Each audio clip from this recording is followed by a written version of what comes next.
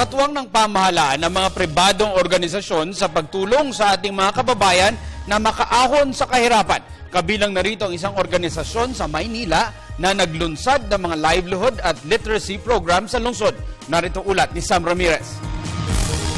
Kagaya ng nabanggit ni Pangulong Aquino sa kanyang ika-4 na State of the Nation address, ang pag-unlad ay di mangyayari sa isang iglap lamang. Dagdag pa niya, bawat isa sa atin ay magagawa upang makamit ito. Hindi reklamo ang kailangan, kundi aksyon.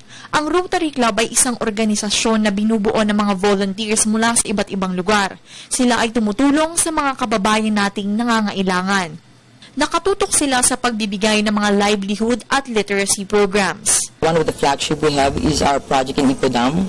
These are the one in Norsigaray, where we do some livelihood program, some literacy, and practically the future vision, the 6 area of focus.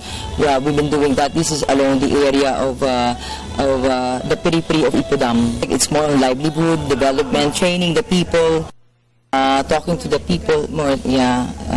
I would say, then teaching them some livelihood. Isa lamang ang grupong ito na tumutulong sa pamahalaan upang makapagbigay ng iba't ibang serbisyo sa mga kababayan natin dahil lahat tayo ay may responsibilidad upang umangat ang ating bayan. It is also our duty as citizens to help the government. Dapat may social responsibility tayong lahat. The government cannot do everything. We have to do it ourselves also. So as a Rotarian, especially the Rotary Club of Chinatown, Manila, we try our best to help the less fortunate people. Nag-uulat para sa Telebisyon ng Bayan, Sam Ramirez.